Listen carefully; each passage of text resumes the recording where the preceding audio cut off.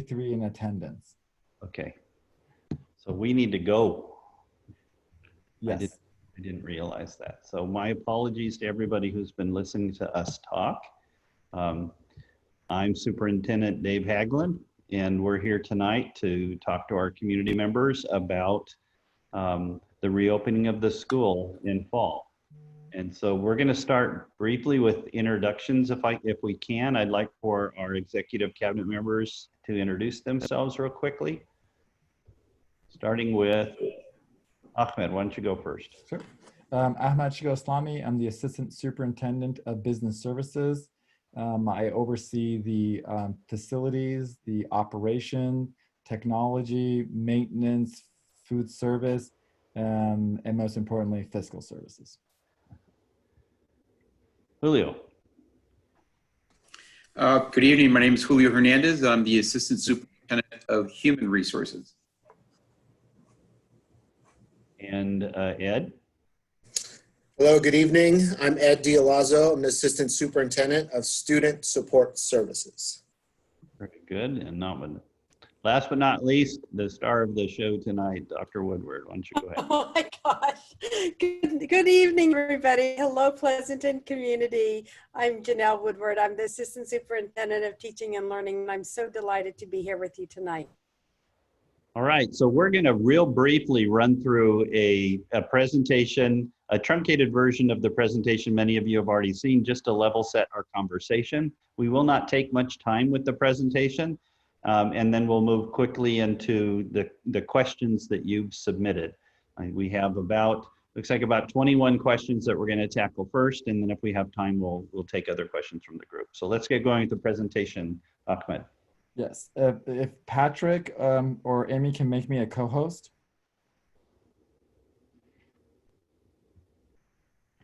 Patrick, you got that?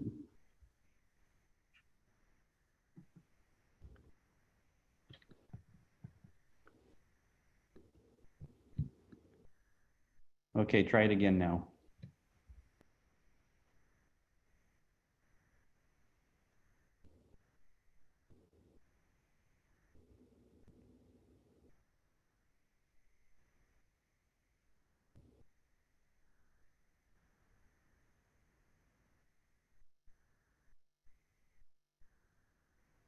Are you there, Ahmed? You're muted. There we go.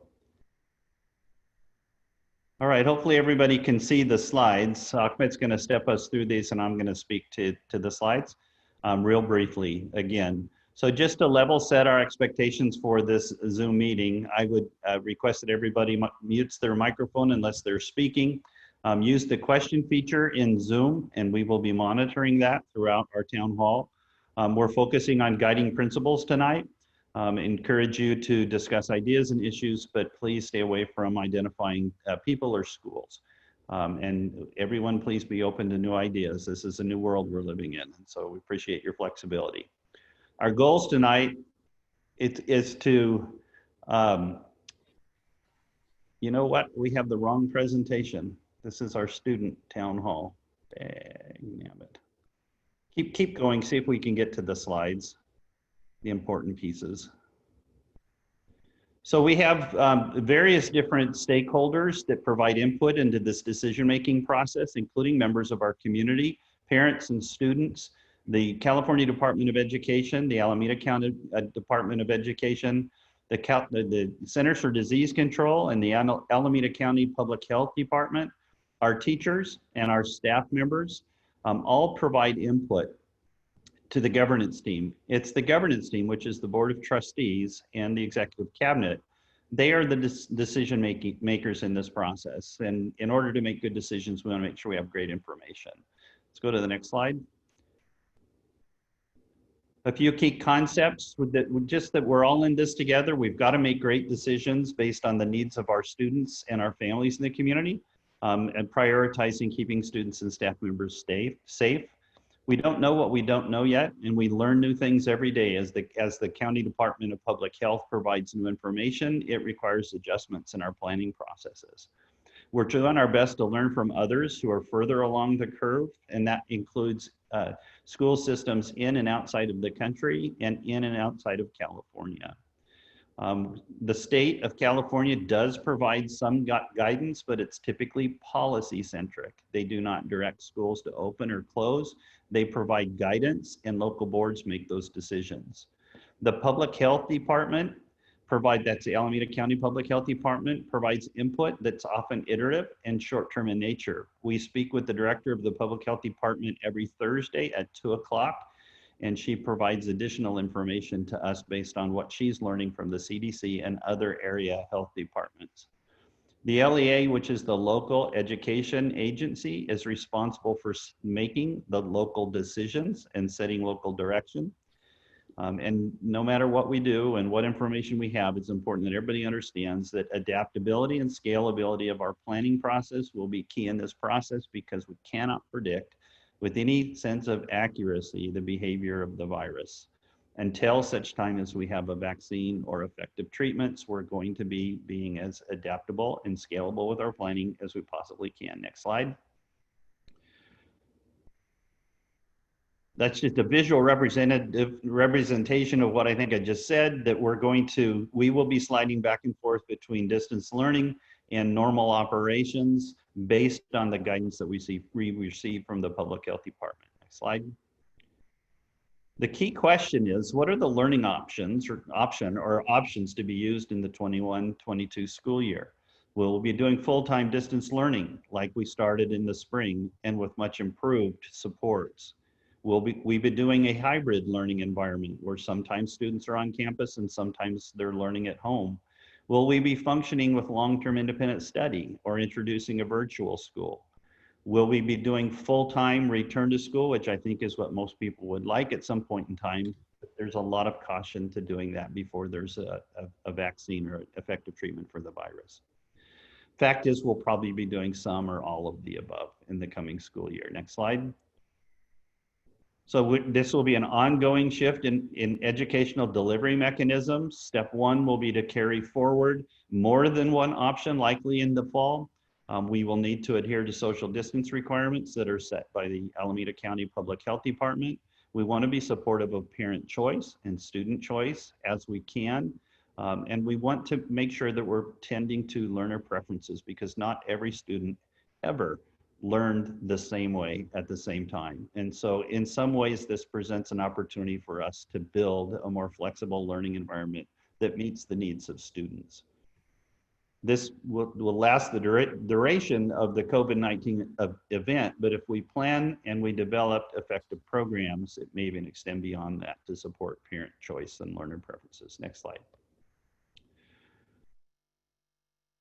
So we're going to get to a lot of information on the next few slides in the Q&A. So I'm just going to make sure that we reference the idea that we are thinking about sanitizing of our facilities. We're thinking about constructing classrooms or reconstructing learning environments to support social distancing and ensuring that students and staff are safe in high traffic areas. We know that we need to increase the hand washing and sanitizing. All of those things are being thought through in every single aspect of the planning process. And to that end, there's a task force that's working on the plan very frequently throughout every week. We also know, I just got off a town hall meeting with a planning meeting with our student leaders. And this was an issue that they brought up as one of their primary concerns, that students, especially students in their adolescent years, are social animals, and they rely on that the interactions with other students and with their teachers. So we've got to make sure we're tending to those social needs, or we're going to continue to see students stressed and high levels of anxiety and the consequences that come with that. So we want to make sure that you all understand we're paying special attention to that in our planning processes. Let's go next slide. Same thing is true with students who have IEPs or 504 plans. Generally speaking, students that are in special ed are provided access to the general education environment with additional supports to ensure their ability to be successful. this situation that we've been in has been very difficult for students with special needs. And so we want to make sure that we're collaborating with our friends at the Alameda Public Health Department to ensure that we're getting those students back in as appropriate and as quickly as possible to provide those supports. And then briefly, just the timeline for your reference. I think you all got a copy of this presentation, so I don't need to spend a lot of time here, but we're going to be working on this process through the month of June. In mid-July, we will have plans finalized and submitted to the board so that we can double down on the implementation process in the last 2 weeks of July and first 2 weeks of August. Additional opportunities for providing input were in the presentation that was sent to you, including the parent survey. We hope you had an opportunity to submit information on that. And then finally, it's time for us, I believe, next slide, to transition to the questions. And so I was provided, go ahead and stop sharing so I can see the Q&A here. I was provided, Winnie gave us some great questions that the community, I believe, came up with and then voted on. And so we're gonna step through those based on the #1 highly rated question.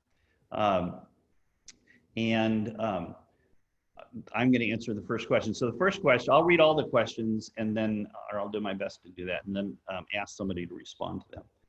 So the first question, what are the main challenges for having real-time online teaching on the same schedule as in school? Is it technical, financial, skill set, organizational? Is PUSD doing anything to resolve those issues and train teachers? So the shift, as you know, the shift to remote learning came at a very rapid pace. In fact, it was about 12 hours from the time we really thought it might happen to when we actually had to make the call based on guidance from the health department. Students were sent home on March 13th. And the teachers had approximately a week to develop that specific skill set in teaching remotely. Our teachers are experts in classroom skills, which are very, very different than online teaching skills. And so it's probably unreasonable to think that they could have made that transition, and yet they did yeoman's work to make that happen and support students. The training window, as I said, was very short. And teachers at the time couldn't congregate, so they were being separated as well. So that training was done online, which again, is not the best environment when you're trying to learn how to do something. With regards to the financial impact, there is a financial impact in bringing teachers in during the summer. And that's particularly challenging right now considering the looming budget cuts from the state. But that doesn't mean that we can't and won't do it. We have to prioritize that because our students need us to do that work. There are impacts and effects, negotiations related to this change in teaching practice that our Human Resources Department will have to negotiate with the unions. And I think Julio will talk about that in the answer to another question. So I'm gonna move on to question 2. This one's for Janelle. Dr. Woodward, can teachers do online teaching in the classroom for half of the students while others do online learning from home? So this is a very complicated idea. It's one that I'm hearing surfacing right now. We're paying attention to all of the trends and all of the ideas from districts around us and across the nation, and grounding ourselves in the literature from the countries that have also implemented, they've come back into school. So this is something that, in fact, I was engaged in a conversation about today. We are looking at all of the options, as I said. There are some student privacy rights that we need to consider when it comes to having a teacher who's teaching and then there's students in the classroom. So we have to be very mindful of that and consider all of the implications regarding student privacy that could impact that as an option. And we would also need to proceed through some sort of negotiation with our teachers unions if we were to go in that direction, because that would require teachers to agree to being videotaped. So it is an option, and we are considering all options at this point in time, but to be upfront, there are some challenges that present regarding privacy with that. One of the things I might suggest is that we look at having specific teachers who choose to work online with a group of students who are not coming to class. They could be the distance learning or the independent study teachers, and they would be the ones interacting on an ongoing basis with the students to provide them with lessons that are appropriate for their grade level or for their content area. That's probably a cleaner way to go about it. Thank you, David. Absolutely. Before I move on to question number 3, Patrick, there's a question in the Q&A asking for a link to the presentation. If you would try to link the correct presentation in there so everybody can have it, I'd appreciate that. All right, Dr. Woodward, because you did so well with question number 2, I'm going to give you question number 3 too. If we continue to have remote learning, will there be a full day of video instruction like a typical school day? So thank you for that question, Dr. Haglund. That is not likely to happen. A full day of video instruction would be absolutely exhausting, I think, for the students and for the teachers. Even during the regular class time when students are in class, we usually have a chance for some direct instruction, and then that is followed with guided practice and then independent practice. So it's usually 3 stages that happen in the learning cycle.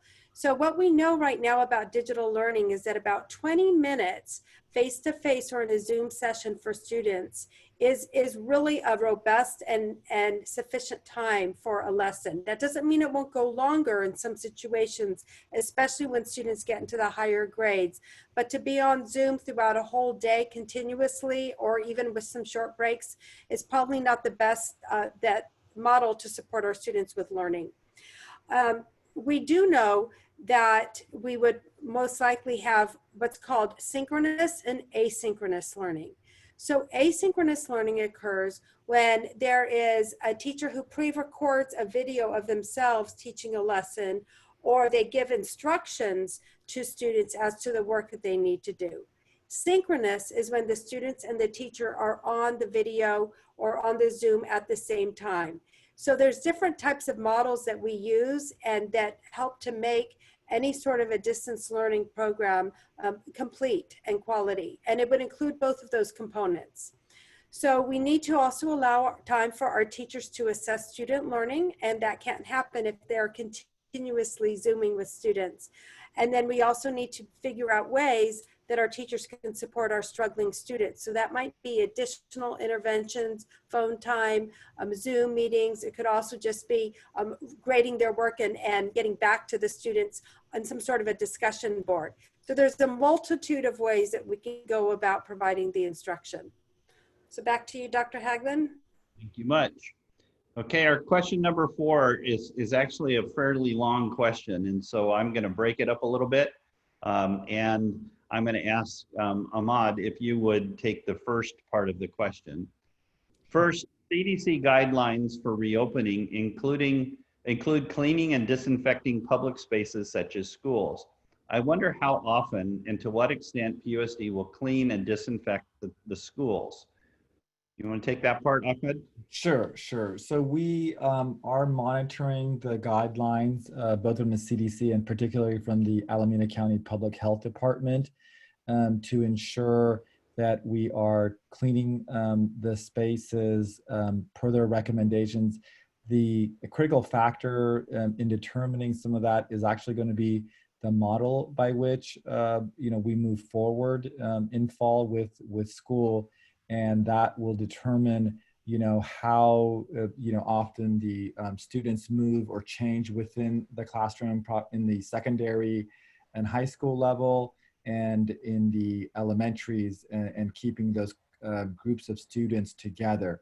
On a regular basis, our configuration is to clean classroom spaces daily, to do disinfection work on a daily basis, to disinfect high touch points, as well as looking at how staff can support cleaning as well if there's going to be changes between in the middle of the day. So we're looking at those issues and working closely with teaching and learning to ensure that we can deliver the level of cleaning and disinfection that is needed between those teaching sessions. So it's something we're constantly looking at, and those guidelines are being refined, on a continual basis. We hope to get settled in at a point that we can then lock in what our plan is going to be.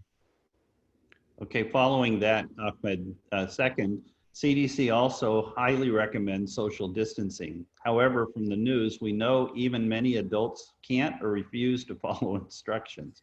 I wonder how PUSD will keep the kids and teenagers social distancing while they get in and leave classrooms during lunch and during recess time. Do you want to take that, or do you want Sure. to? No, I'll take it, and then if Janelle wants that. I mean, so we have to design, I think, to design the model in a way that would lend itself to those norms and those practices and those guidelines being adhered to, so that is creating, fewer number of students on campus at any one point, looking at how drop off and pickup is done so that adults are not coming out of their cars and those things. So there's certain things by design that we can do to ensure better compliance. And then there's going to be the education component, the reminding component, and all those things that we do on a regular basis. Every school does, every principal does, every teacher does, to ensure that we follow the norms and guidelines that are in place. So the third portion, I think you can also take. CDC recommends wearing face coverings in public settings. However, many students and families don't have masks. Will PUSD provide teachers and students such personal protection in the fall semester if schools are reopened? It's a good question. So most of us are adhering to the guidelines and are wearing masks as required. And so going into fall, we understand that some of our students may not have access to it, or some may forget their masks. And so our first request is going to be that students come to school with masks. But if there's a situation where a student forgets a mask or is unable to get their hands on a mask, we will have extra masks for those students. However, we have to be mindful that to provide 15,500 masks on a daily basis for all of our students is not sustainable, and probably wouldn't be able to acquire that. For our staff members, we will ensure that our staff members also have masks and are looking at acquiring reusable masks so that they have access to masks as well. Okay, the fourth part of this question, I'm actually going to send over to Julio. So Julio, get ready. Fourth, some senior teachers and staff are at high risk for severe illness from COVID-19. If it's too risky for them to teach in classrooms, will PUSD be able to find good substitute teachers? Last but not least, does PUSD have enough budget to fund all those measures and procedures? Thank you, David, for that question. It's a great question. So right now, staff that is medically fragile or is taking care of somebody that is medically fragile, we are allowing them to work remotely. So if that staff member that is over 65 or is medically fragile, if they can perform their duties remotely, we would continue to allow that to happen. So that would not necessitate a substitute because the teachers will be able to still perform their duties remotely. That has to be examined on a case-by-case basis, as there is a conclusion to that sort of leave. But our intentions are to have fully credentialed teachers and not substitutes to teach the courses for next school year. And David, the next part of the question is related to, do we have the resources? So, as we all know, the state in the proposed budget has severely proposed cuts for education. It is going to be a struggle for our school district, as we are not going to be exempt from that. So we are continuously developing a plan to ensure that we have rigorous education, that we have fully credentialed teachers, but we also know that there may possibly be layoffs as well as the suspension of some programs in order to ensure that our district remains solvent. So the budget crisis is going to hit us, but we are working on a plan to ensure that our students' education is going to be rigorous, vibrant, and is going to be taught by credentialed teachers. Yeah, and I would add to that there will be likely options for people. So if a teacher is uncomfortable because of health reasons for being in the classroom, there will be opportunities for remote teaching and support through independent study. And so part of the work that we need to do is identifying those people that are ready or willing to teach in each different learning environment and ensure they get the training that they need, the support that they need. And I would also add, with regards to the budget, that across the state, school districts are facing a financial crisis related to the state budget. We're no exception. Everybody's facing similar things. It's a top priority in our district to ensure the safety of our students and staff and make sure that our schools and our classrooms and our learning environments are safe places for students to congregate while still following the recommended guidelines from the Public Health Department. So Janelle, you're up again. You ready? We're still on, if you can believe it, we're still on question number 4. We had some very creative question drafters.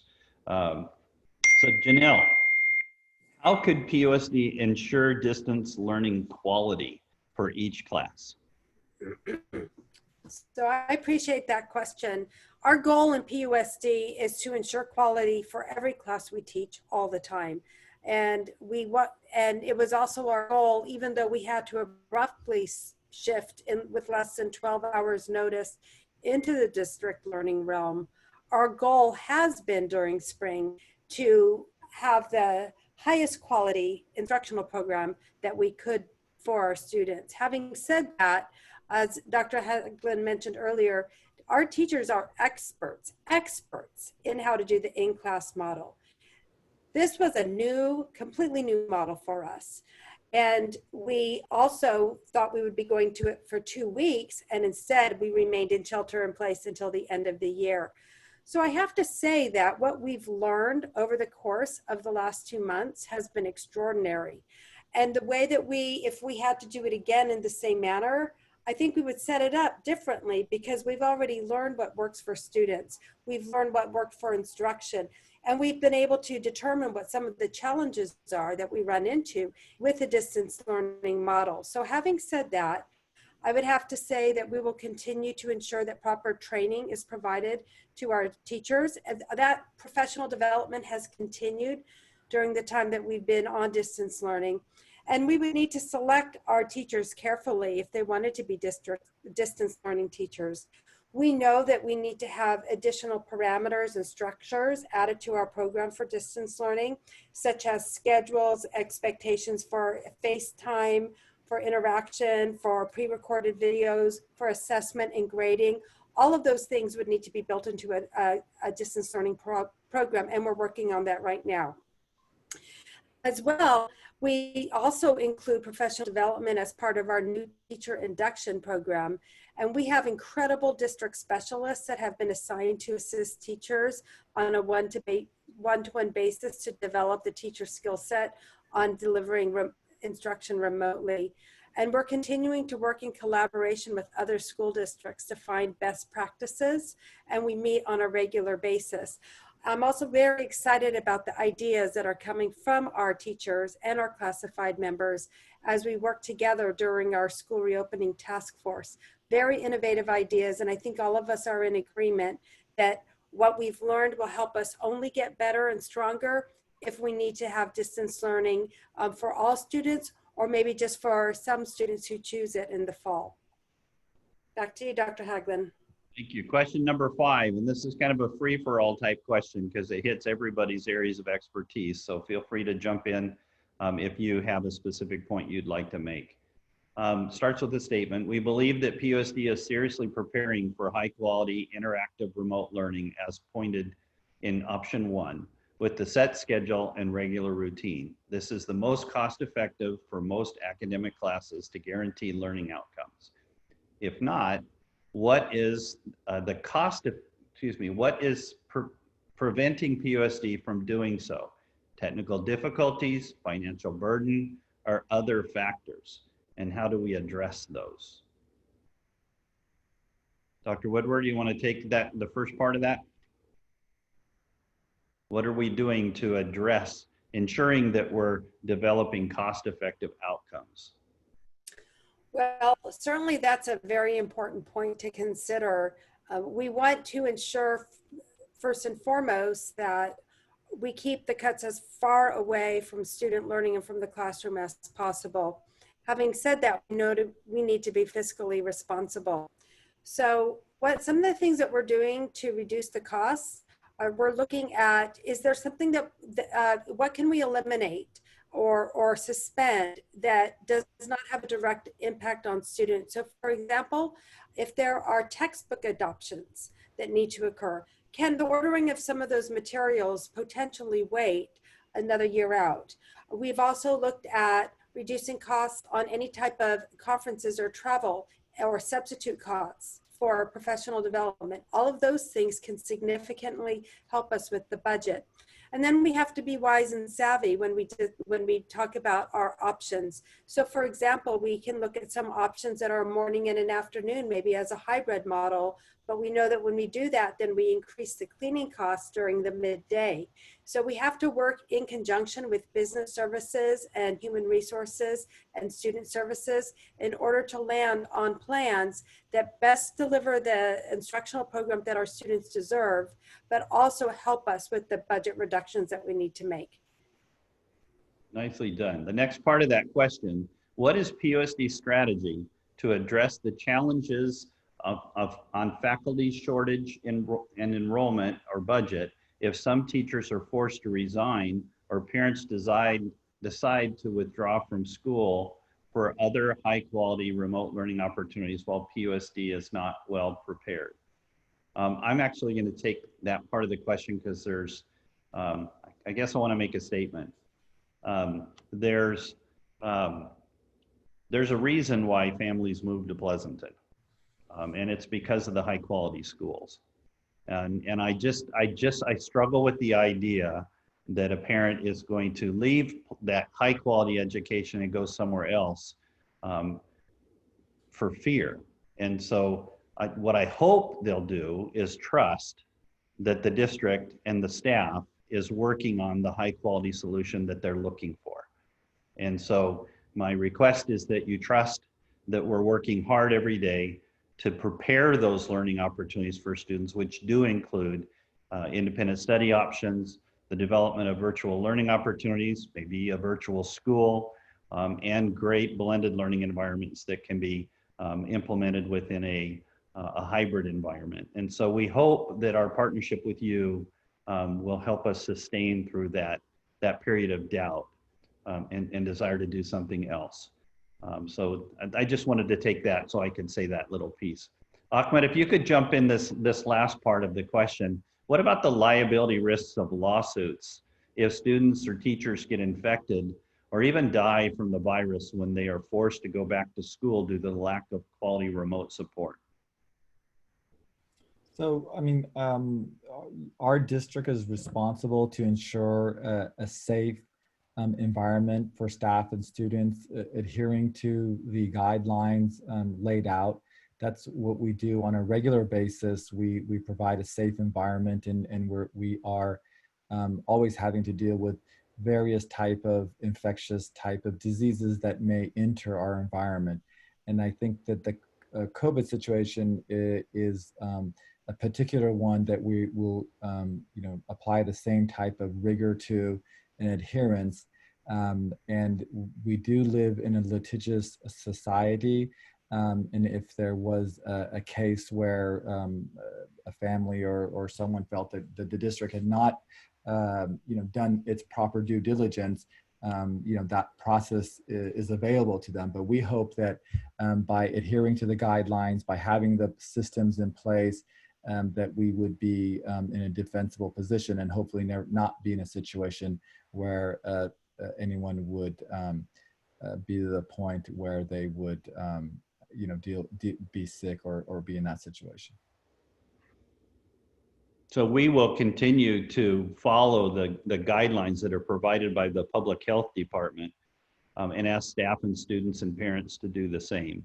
And if everybody is adhering to those precautionary measures, the likelihood of exposure is greatly reduced. We cannot, kids and teachers pick up viruses at school. They always have, they probably always will. This one's serious. And so that's why we're taking the approach to reopening schools very seriously. And we know that parents have options. And so if a parent is concerned or a teacher's concerned, if there's an option to work independently through independent study or remote learning, then we want to provide that opportunity for parents and for our staff so that people can take care of themselves in a way that makes them feel confident. So those options are being developed as we speak. So David, go ahead. I'm sorry, David. Go ahead. Could I chime in here as well? We have an amazing teaching staff and an amazing classified staff that supports the teaching and learning in our school district. But this is a new environment that we're in. And I'm referring to how the delivery takes place as far as the instruction. And that said, we have a collective bargaining agreement with our teachers and our classified staff. That collective bargaining agreement is set up for the brick and mortar or in the classroom setting, or what we would pre-COVID circumstances. And we have to negotiate with our partners, our teachers and our classified staff for the new environment that we are looking into, which is a remote learning and teaching and learning. So that's a change. It's not necessarily a barrier, but we are asking our associations to be flexible and to work with us as this disease may shift. The guidelines from the state may shift, or from the county health department may shift. So sometimes there's an urgency to act quickly, to have a plan immediately, but in a public school district, as opposed to in a private corporate world, when management makes a decision in private corporate world, that decision may be implemented immediately. But in a public school district, we have an obligation to negotiate impact and effects with our labor partners, which means that it may not happen as quickly as one would expect.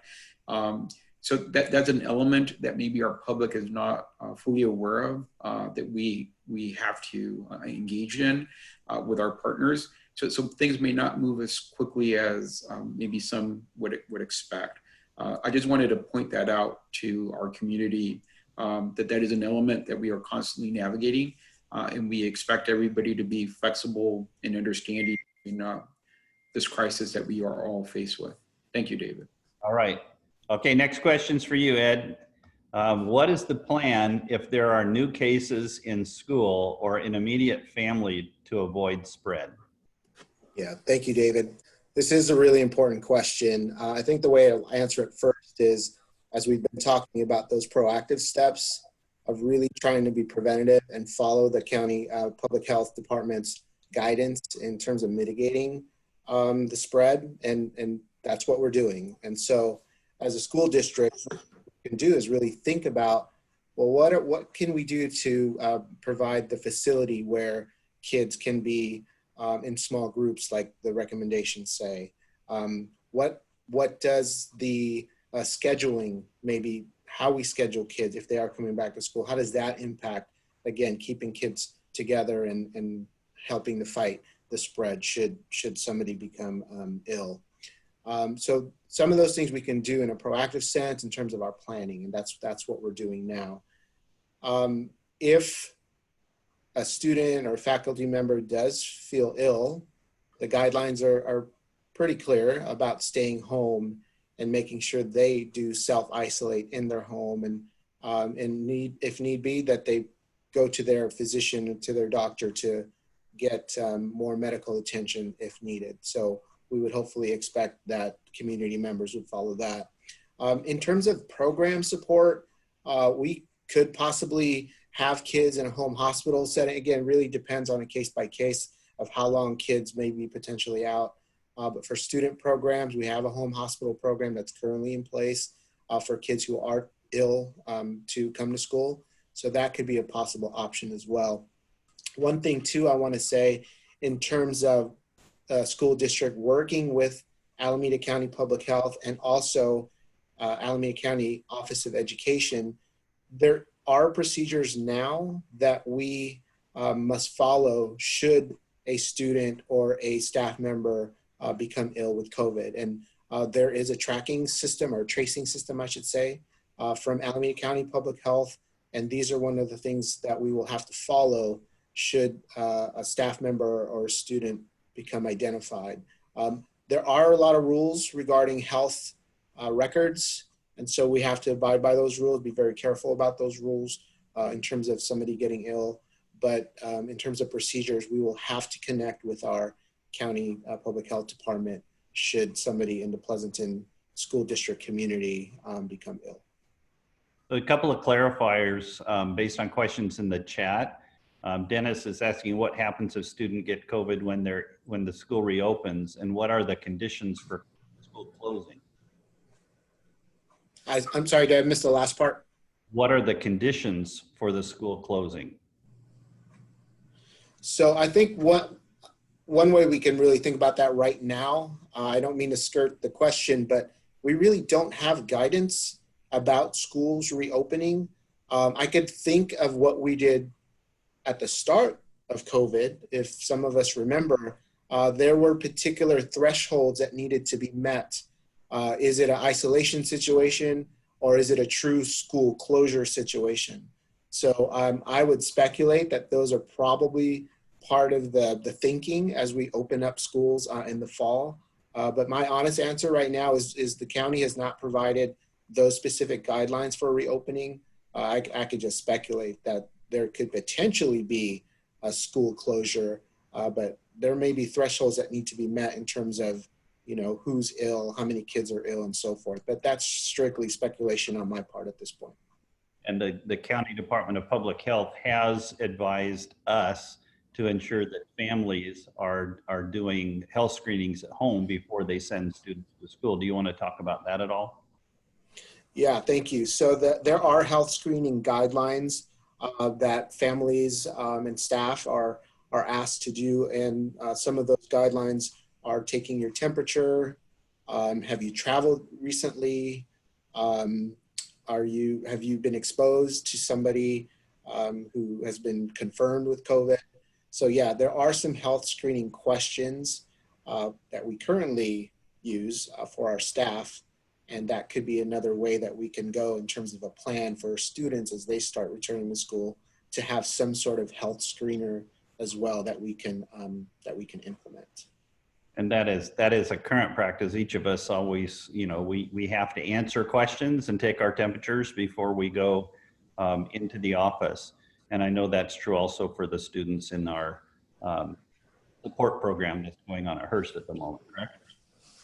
That is correct. All staff that are on campuses, we've been doing this now for a couple of months, must fill out that health screener and have the, you know, meet the requirements in order to come to work. And then, as David mentioned, we do have a small student supervision program that's been happening since early April. And every student that has participated in that on a daily basis had to meet the requirements of that screening. And that screening, as I mentioned before, about temperature taking and other questions had to be met for each student to participate on every single day of the program.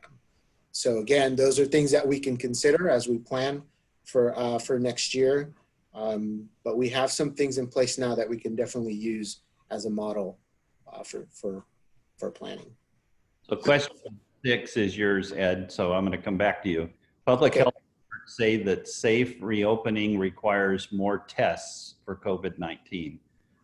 The White House has everyone working there tested daily to control the risk. I wonder if PUSD will require all teachers, administration, and staff, students, and their family members to be tested before the schools are open.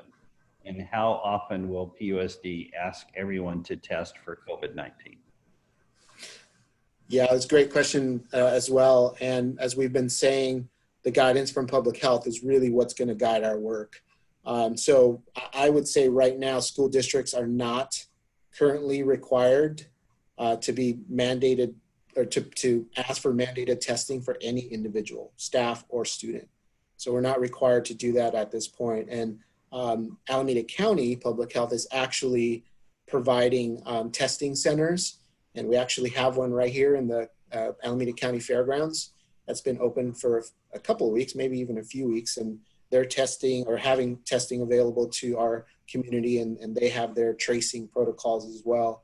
But like I said, as of right now, we are not required to test our staff or our students. And I would say probably school district, that would not be a school district's role to mandate assessments. And as I mentioned before about health records and the privacy laws around health records, I just don't know if we as school districts would be the carriers and have rights to access those records in response to COVID testing. So again, that's me speculating in my opinion, but we don't have the testing requirement as of today. And that would be new for us if we would have to take on the role of requiring testing and getting results of testing. Yeah, I mean, I think you said it, but it would be questionable whether or not we would even have the right to see the results of the tests. Correct. Okay, question number 7. This one's for Janelle. Will PUSD be open for more credit from other institutions? It may open up more options for students, given the uncertainty of how instruction is going to be delivered next school year. So we are currently planning to offer educational options to our own students, which will include face-to-face, independent learning or independent study, and virtual options. This is a really excellent time for the Pleasanton Unified School District to implement some programs that we've been wanting to implement for a very long time. So we intend to take full advantage of the opportunity to roll out additional robust, rigorous, quality distance learning programs for our students that will give them options. We're thinking beyond the paradigm of how we normally do school and thinking creatively right now. I wish you could hear some of the conversations that occur in the different meetings that we have with stakeholders, because they truly are fantastic, and it shows you that all of us are thinking outside of the box. So we are working to make these options available in the fall. We're already starting to promote many of these options during the summer as we do summer school. And so we're using some new platforms that are very exciting. And so we think that we will be able to provide our students with options from within our district. Our current board policy does remain in force, which limits the number of outside credits to 40 total and 10 per content area. And so we do have that in place right now, and we are looking forward to providing our kids, like I said before, with additional options and do some outside the box thinking so that we can keep all of our students here. We believe that our teachers and our programs are the best, and we would very much like to be able to continue to ramp things up so that our students don't feel compelled to go elsewhere. And I believe, and you can correct me if I'm wrong, Janelle, but I believe that the platform that was just adopted by the board is the same platform that's used in other local districts. So the platform that we just adopted by the board is Ingenuity, and it is used in many different places, and it does provide, there's so many different features with this program that would allow our students to make great progress, our teachers to monitor the progress, our students to know where they stand on assignments. There's just so many great aspects to this. And so we're learning more about it. Like I said, we are beginning to implement it this summer. So the really great news in that is that when we come back in the fall for our distance learning program, we won't be trying something that we haven't had experience with. And so we have a team of highly dedicated teachers and administrators that are working on that implementation right now as we speak. All righty, with question number 8, we're going to go back to Ahmad. Please share the specifics on campus cleaning procedures and hygiene requirements for students. Will students be required to wear face covering and receive health screenings daily? Great, good question. So in terms of the students wearing face coverings, we will follow the guideline of the Alameda County Health Department, and they may have different guidelines for different age students.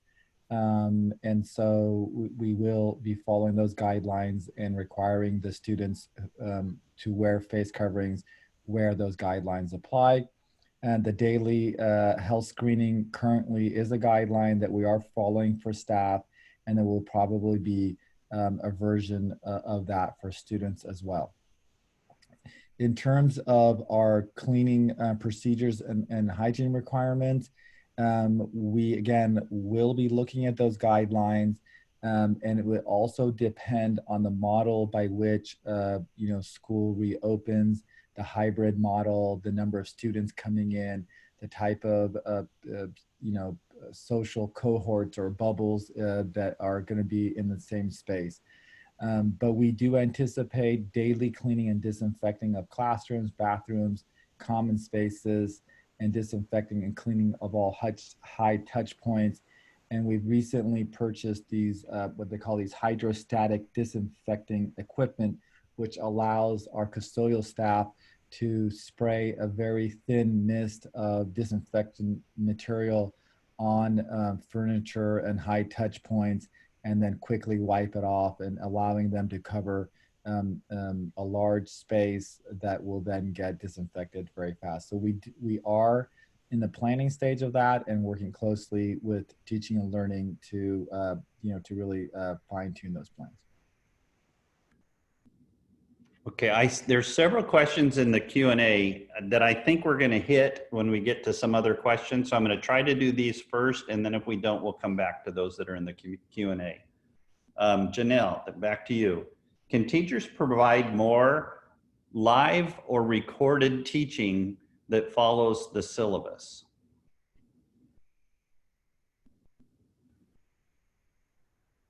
So the request is for a more live or recorded teaching that follows the syllabus. I think that going into next year, we are all very much aware that we might need a toggle between the hybrid model to distant learning. So now that's where our mindset is. So as our teachers do develop their syllabi this year, they will be thinking through how to do that so that we could transition smoothly if it's distance learning or if it's a hybrid program. So I think knowing what we know now, that this is at the forefront of everybody's mind. So the question is, so if, or so when we go into this model, or so how, if this is my syllabus, how will I be able to blend this into a distance learning model if necessary? So that's a little bit about the planning. In terms of the additional amount of time for the live or the Zoom meetings, the face-to-face, we are looking at what the research would tell us on that. We're still gleaning through some of that information to be able to find out what the best recommendations are on the amount of time that is most optimal for students if they are not in an in-class setting. And so we'll be spending time looking at that as well. And this is also the focus of professional development.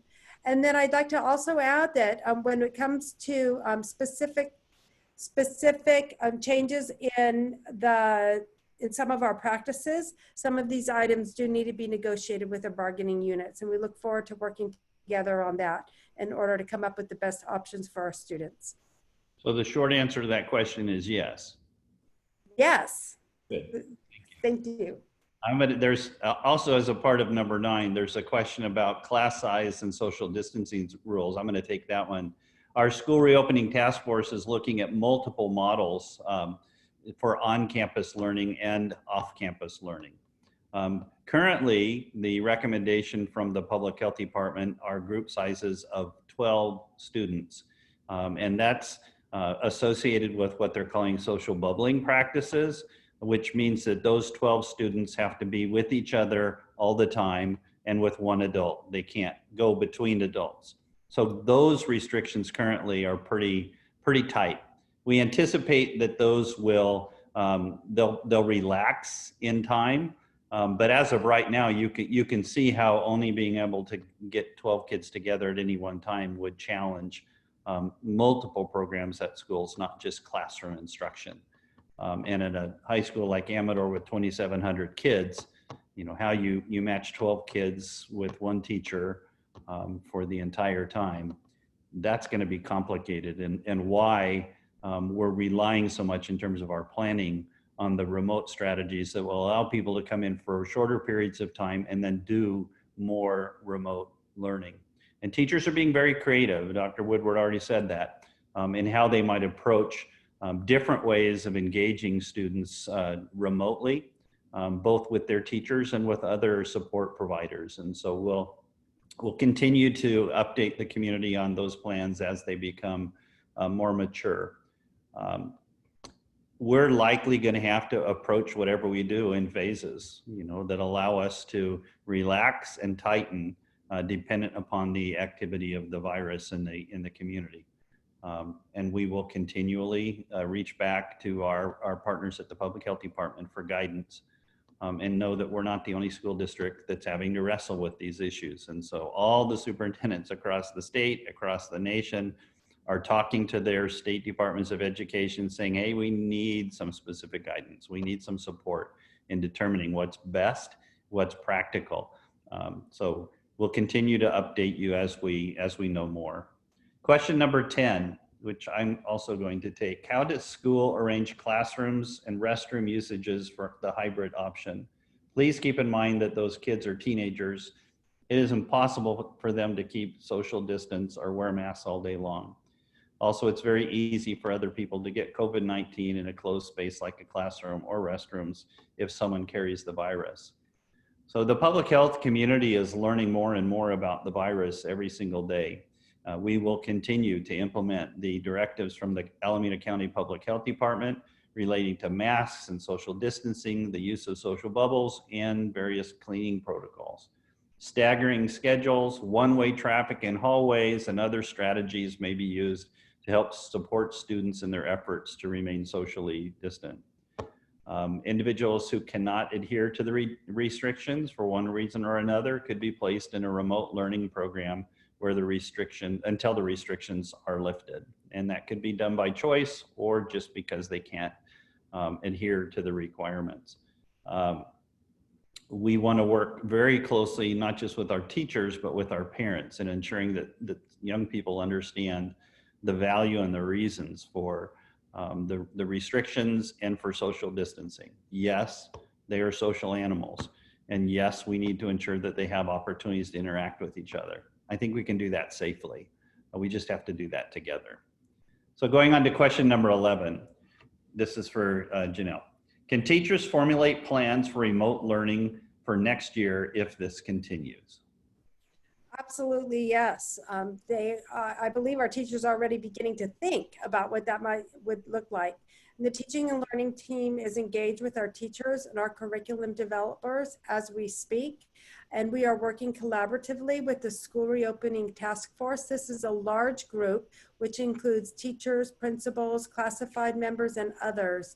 And so we are meeting at least once a week and engaging in really high-level discussions. And we'll continue to grow and to refine our lesson planning for the school year as we go. So how we start and what we do in the fall may actually really develop and continue to be even flourish even more throughout the course of the year, which is what I would expect would happen.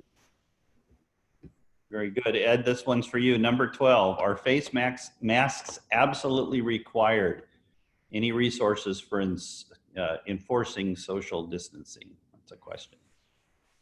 Yeah, David, I think you covered it in the other question, but I'll just piggyback on what you said. So yeah, the current directives are for all individuals to wear the mask, or they call it face coverings, except there are some exceptions for age of children. And so we will again follow those directives upon opening or reopening. But I think you're right. I just want to add that factor of what will the schedule look like, for our kids, and that'll really help with some of that social distancing. What I mean by schedule is, you know, you mentioned staggered schedule, but what parts of the facility can we control to help address, again, keeping kids in that social bubble, keeping the teachers working with kids in that bubble together with that same cohort. It's really going to be part of that planning phase of how we do that and how practical, how realistic all of that will look. And those are the questions that we're trying to answer right now. But in terms of our face masks absolutely required, that's the current directive right now for individuals, is to wear face masks. And what will that look like for kids who are unable to, unwilling to, or forgetting their face mask? We will have to address that as things go along. But as you said, we will have to have other options for kids who may not be able to wear a face covering, you know, throughout the day. So we'll have to plan for those exceptions. Very good. Question number 13, unlucky question that this one hurts my heart to have to answer. How will PE classes and school sports activities be conducted? I'm actually going to extend that to talk about other large programs, class programs. Given the current Alameda County Public Health guidelines on social bubbling and group sizes, it's really difficult to see how these programs will be delivered effectively with that type of a restriction.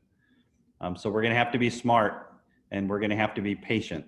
CIF has not communicated their intentions yet, but they have discussed shorter seasons, pushing fall sports into the spring as two possible options. And so all of our programs that have large groups of students, including large PE classes, including orchestra, including marching band, which are programs that are very close to my heart personally, we're going to have to be very creative about how we do those things in a way that's safe for kids. So that's my answer to that portion. The second portion of question 13, I'm going to give to Janelle.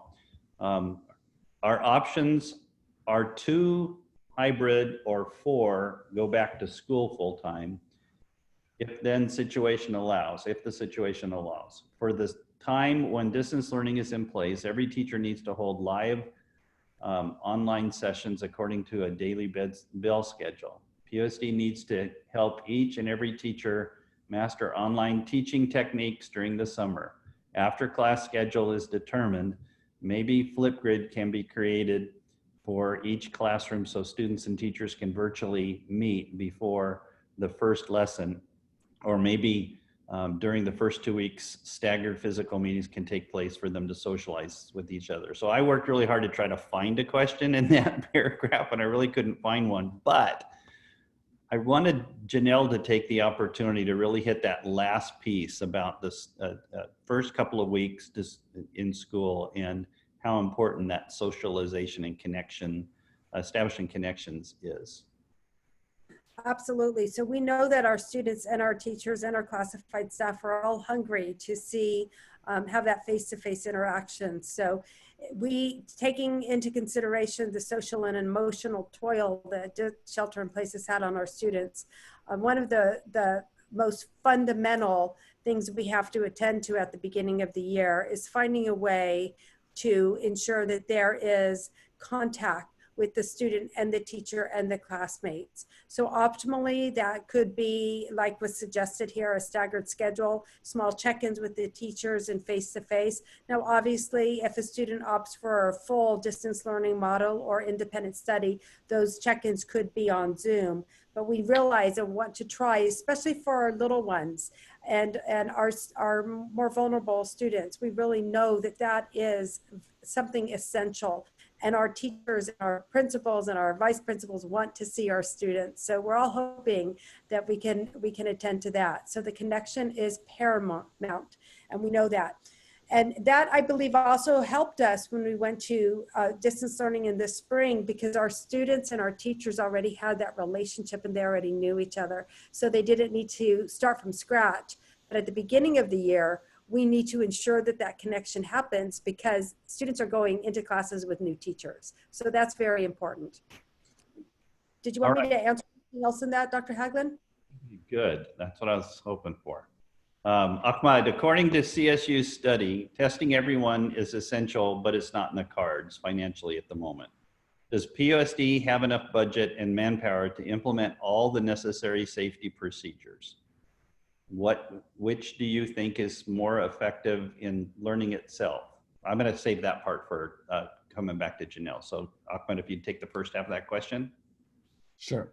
So I think the critical thing on the testing is that it's not being recommended, and it's not feasible at this time. The additional thing is that even if we were able to test, it would be information at that moment. We wouldn't know if there was individuals who, you know, during that period or time that they're not being tested, if they have the virus. So there is some issues with that, and right now that's not the guidance, and that's not financially feasible. We have to find a financially and operationally feasible plan that also works educationally. And by that, I mean, we have to find a plan that kind of the right fit in terms of both being able to implement it, being able to have the human resources and the financial resources to meet that plan. And that's what we're working together. And for that, operation folks are heavily involved in the planning process to make sure that we're considering the logistical and the financial aspects of the plan as well. So we're going to have to find that right balance with teaching and learning. All right, and Janelle, which do you think is more effective in learning itself? The 50% take shift hybrid or live recorded remote classes that are well prepared and with regularly enforced bell schedules? I think it depends on the student. I don't think that one of these models is necessarily more effective for all students. I've been reading through the surveys that our students and our parents have completed, and I'm hearing from families, we love distance learning. This is working great for our child. From others, I'm hearing we really like the pre-recorded lessons, especially at the high school level, where students may have other commitments or they may need to be working right now to help out their families. In many cases, the students are preferring the pre-recorded lessons, so that works better for them. In other cases, especially in our elementary school, there's a great desire for that face-to-face and the Zoom. So I think it really depends on the family situation, on what the students are comfortable with, on what the families are comfortable with. I'd like to see all of these be options for students with the ability for some choice for the families, because then I think that families can work with their child to ensure that for their child, which of these would be the best fit. Very good. Yeah, one item I forgot to mention, David, is that, you know, we have received some limited amount of funding, both from the state and federal government, to help with the current COVID, you know, purchase of cleaning and supplies and some of their personal protective equipment. But those funds are very limited. And they're not going to be able to take us through everything that we need to do, but they have been a source of funding that we have used, and we hope that there will be some additional funding for those efforts going forward as well. Very good. Question 14. This one's for you, Julio. Can PTA randomly join online classes to monitor classes if students complain about insufficient teacher interaction? Thank you, David, for that question, and great question. I think that the current model that we use is if there's a concern with the instruction or the classroom, we encourage our parents or students to approach our principal or vice principal so that we could address those concerns. I think that's the same model that we would want to keep with remote learning or the blended model or the in-classroom model. So if there's an interest and a concern that should be brought from the parent and the student, given the remote learning, our parents are probably having more access to the instruction that they would normally have in the in-classroom setting. So we would appreciate that if there is a concern that the parent or the student raise that concern to the principal so we could address that. The other concern is the privacy issue of having someone in the classroom randomly there. So again, the model that we are currently using for our classroom setting should be a model that we expand into the remote learning model. Thank you, David. All right, we're at question 15. It has two parts, and both of them are for you, Janelle. When class size has to be reduced, can kids be divided into groups and each group go to school every other day and also keep distance learning available? That's a great question. There are several different possibilities with how we can reduce the numbers of students in each group. And the every other day option is one of those considerations, but would warrant a higher level of cleaning in between student groups. So it might be more feasible having students at school for more than one day at a time, followed by independent study that students would work on when they're not in school. Okay, and the second part to the question is can teachers develop online curriculum? Yes, and they have been. Our teachers do develop their curriculum. I have personally attended and seen some extraordinary lessons. The talent of our teachers never ceases to amaze me. So yes, they are doing that as well. We have integration specialists that are assisting, and department chairs and other experts, and we're reaching out to other companies that can help us. If we have adoptions that have a digital component, then we want to ensure that those digital components are being used to the strongest factor as well. And so additional online curriculum such as Ingenuity, digital textbook resources, et cetera, can be implemented to support student distance learning. And teachers, as they always have done before, they add their own creative touch to any of these lessons, and that's what makes the magic. Absolutely, exactly what they do in classrooms every single day. So we've concluded our 15 top questions. There's still a few in the Q&A that I'm going to read through real quickly. Hopefully we can answer them. So these are surprises to our panelists. So we'll go ahead and see how everybody does. And then I would like to give an opportunity for our board members who are on the call to address the group if they would like to do that. So considering the multitude of problems that have arisen with distance learning, what plans does the district have if 100% distance model is considered to ensure that students are still learning fully and that both students and teachers are being held accountable for learning and that student mental health does not continue to be negatively impacted? Go ahead, Dr. Woodward. You can take the first half, and then Ed, if you want to take the second half about student wellness. Okay, perfect. So we've learned a lot from some of the issues that have arisen during distance learning in the spring. One of the things that we do know is that we were given guidance from the California Department of Education to hold students harmless. And so while our students did continue to work, the grading practices, we implemented a temporary grading practice or grading policy. We don't expect that we will do that next year. We expect that regardless of whether the students are coming in for a hybrid model, full-time, or any kind of distance learning option, that there would need to be grades that would be given. We also fully expect that we need to define and clarify the schedules and the routines and the expectations, as I mentioned earlier, amount of time spent online, checking in homework dates, taking assessments online if needed. So the paradigm that we have just experienced is shifting to be one of increased accountability, absolutely, for all of us as we continue to learn in this new realm of virtual learning and social distancing. Ed, Ed, I'll pass it to you for the second part. Thank you, Dr. Woodward. So in regards to student mental health, as we discussed in many of the stakeholder meetings, this is a significant issue that we need to prepare for and address.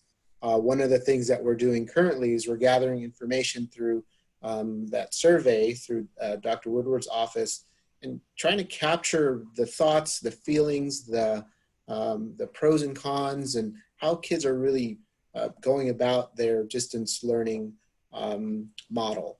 And so we want to know what is going on with them, how are they feeling about it, so that we are better prepared whatever we do in the fall to make sure that they are supported. In the slides that we presented tonight, there's some information about student connectedness. And that's really crucial in terms of how are the kids handling being socially distant and socially isolated in some ways. You know, we have a lot of kids who are truly isolated from others, and they're experiencing that right now. And there's a lot of research out there about what that really means in terms of emotional development and social development, depending on child development, meaning the age of the student. We need to consider all those things. So we have an opportunity to really try and get it right. Not only the academic structure, but again, what do our staff need to be aware of? What are we looking for? How do we assess students' social emotional functioning at the time of distance learning? And then what are the supports that are provided to them? We have a lot of supports on our webpage with mental health supports, but we may need to shift and adjust and see, well, what does the mental health support look like in that virtual world? So a lot of opportunities for growth.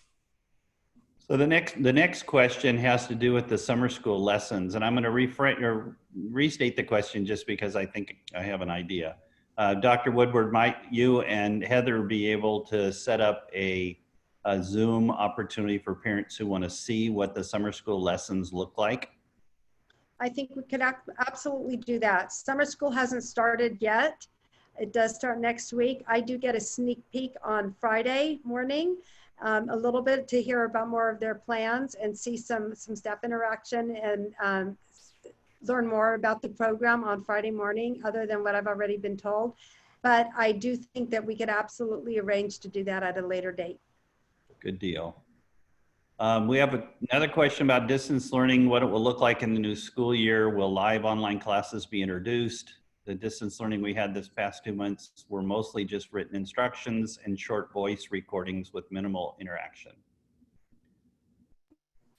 So it's my understanding that there might be some ways to use Edgenuity with some of the labs, but for the wet labs and others, we need to find a creative way to bring students in smaller groups as much as possible in order that students can still have that lab experience.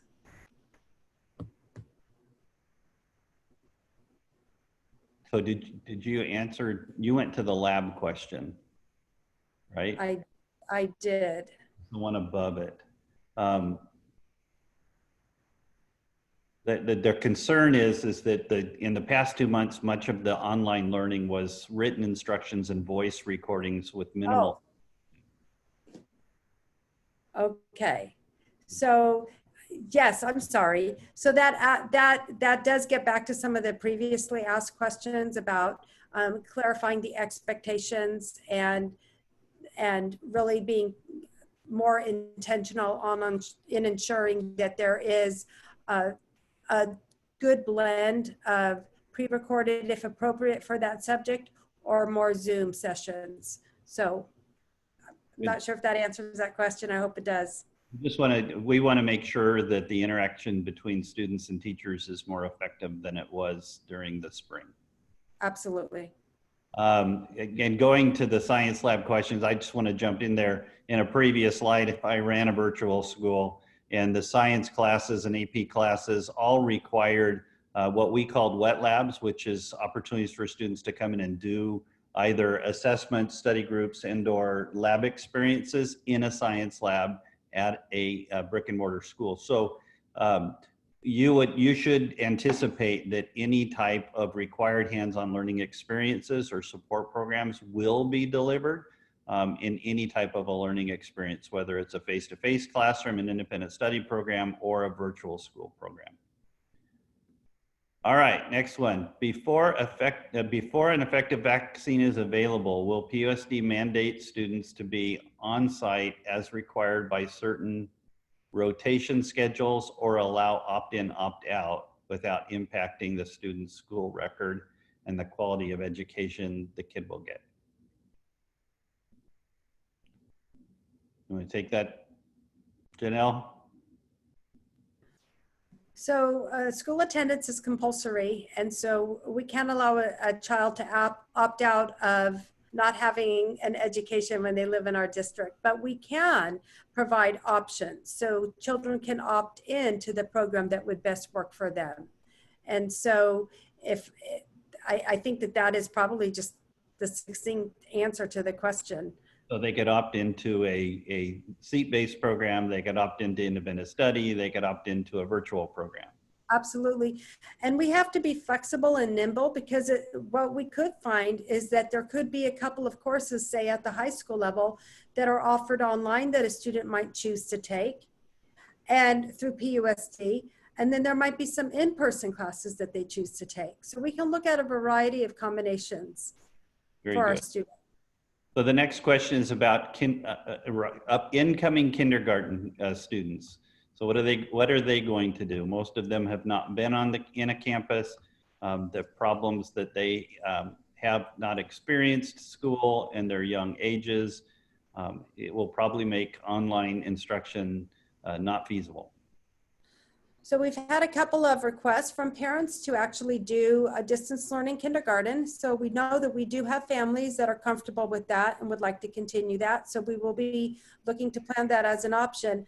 However, for kindergarten students, part of kindergarten is learning the social norms that come with being in the classroom. I mean, that is such a huge part. So I would hope that as we do bring students back, that we would consider the students who need more of the social interaction and more of the in-class model first. We will do whatever is feasible and okay by the county office or the Alameda County Public Health Department to ensure that our kindergartners get not only the academic experience that they need, but also that they're connected and they get used to school for the very first time in their lives. Thank you. So do teachers have resources to help them focusing on students when their kids are at home and need attention? This is important to enable teachers' delivery what they intend to. So I think what's different about this is that when we went to shelter in place, it was sudden and it happened pretty much overnight. We weren't prepared for this in terms of our society, and everything closed down. So now moving into this next year, I can't guarantee that every teacher has the resource, or every classified member or every parent or family have resources for transportation or for childcare, for all those things. But what I can say is that we're working behind the scenes to be able to see how we can accommodate for those situations. We also this time have the luxury of some time and additional knowledge of the virus. And we've been able to look at the curve of the virus to be able to determine what might happen. So there is that pre-planning,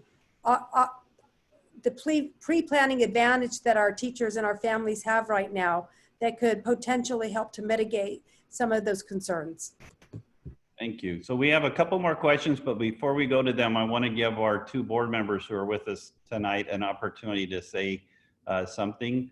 I don't know if they want to talk, so if they'll unmute themselves, I will call on them if they would like to say something. Joan, you want to start?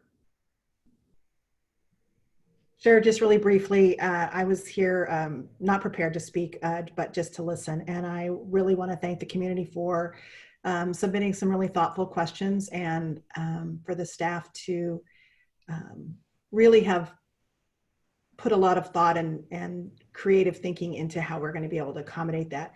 And to share a really quick story that I virtually met with a teacher today, and she shared some anecdotes with me. She's a special education teacher, and she's anxious to get back with her students and to have that interaction that we know a lot of people go into education for, to where you're actually, being able to see the fruit of your work and touch the lives of these children. But she also said that she gained a greater appreciation for the work that the parents of her special education students, it was a stronger connection that she made with the parents. They have a better understanding of the needs of their student, and what this teacher is trying to accomplish with the student. And she has a better appreciation for them. So she made some really strong connections with the families during this time. So I just wanted to share that to let you know that while everything that we did during this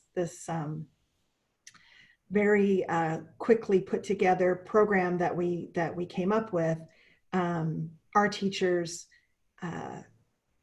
their number one concern was the students and the education of the students, and they're nervous and anxious about the new school year, just like you are. So I really appreciate everyone's questions and the staff's response. Thank you. Thank you, Joan. How about you, Jamie? Hi, everybody. Well, I'm really impressed that we have over 100 participants in this Zoom virtual town hall, and I want to really thank Winnie for putting it together, fielding all the questions. That was a lot of work, and taking the survey of which ones were the top questions. And then also for the staff who are answering all these questions. Good job, you guys. I think this is really, really helpful. This is really sort of scary, uncharted territory for parents and for staff and for the kids. So I think it's great to have all of this conversation as we continue to move along with our planning. So just really appreciate everyone's participation. This is what it means to be engaged in your students' education.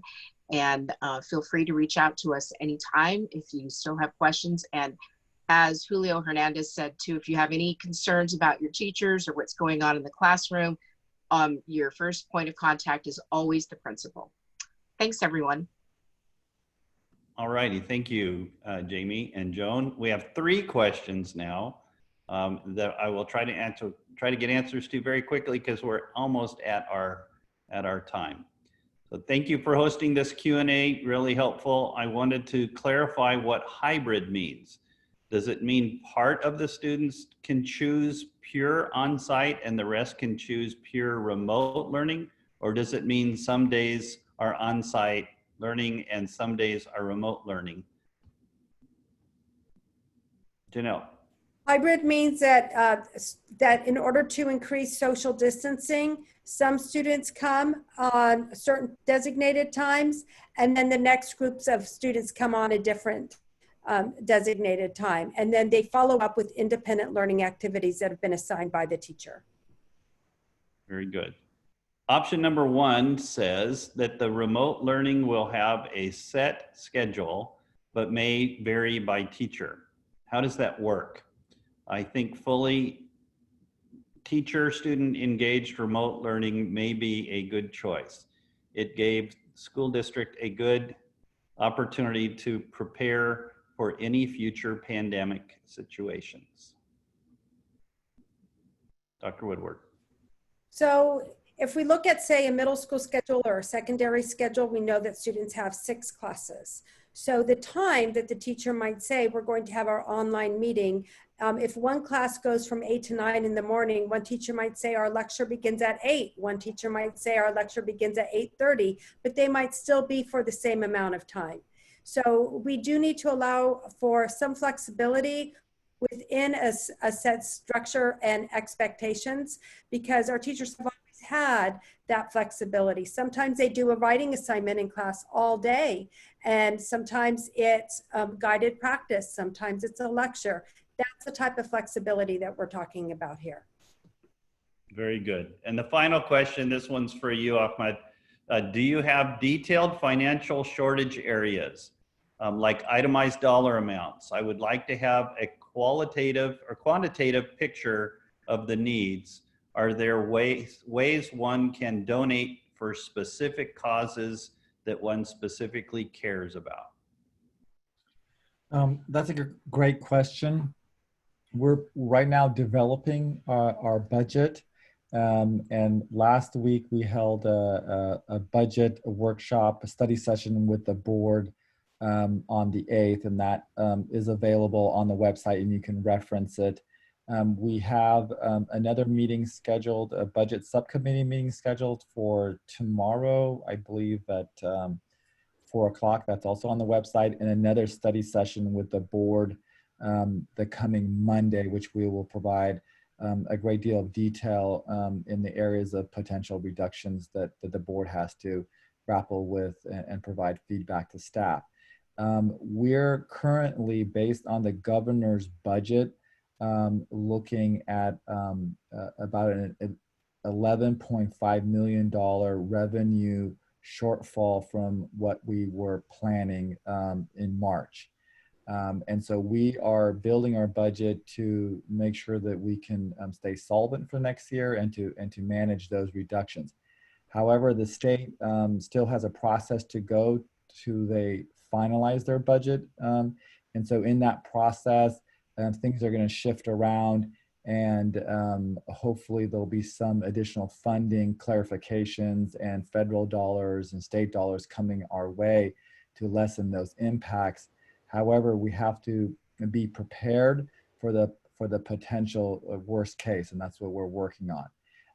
I would encourage people who are watching this to look at those presentations and to participate in the future ones, which there is a lot more specificity to where those reductions may lead. And hopefully we could get the community to provide funding through donations through PPIE and other ways to lessen the impact of the potential cuts and reductions that are coming forward. So yes, there is detailed information, and please participate in the upcoming meetings. Yeah, and I just want to piggyback on what Ahmed said there at the end, that we do have a foundation that supports our schools. It's a way for you to donate in a tax deductible way. And those, the members of the board of PPIE collaborate with the school district to set priorities based on what the needs are. So you can trust that those dollars that you donate to PPE actually go to help solve needs in the school district. And I would encourage you to learn about PPIE if you don't know about PPIE. And yet at the same time, we can also provide suggestions for other funds that may be available in the coming years. And there may be opportunities to support learning programs in the district via a parcel tax, which will be talked about later on. Someone asked a question, then it went away. I want to make sure that I hit it. The question was, will there be more opportunities like this later on in the month? And the answer is yes. So we had already planned to have at least 2 town hall meetings with our Chinese community, but also with other, we're doing town halls with students, with the Spanish community, and with the general community, as well as with our staff members and other folks. And so yes, we want to continue this conversation. I think this is a good forum. Hopefully the feedback we'll get from tonight is positive, and we can follow a similar format the next time we get together. So to close off, I just want to thank you for participating, dedicating some time for us tonight, listening and providing great questions and lots of homework for us in the past couple of days. I want to thank my team, Ahmed, Julio, Ed, and Janelle for their work on this and always being ready to respond to questions from parents and having great answers. So I appreciate you guys. I want the community to know what a great team that we have. And that includes our board members, some of which were on the call tonight. So thank you all, and we'll talk to you next time.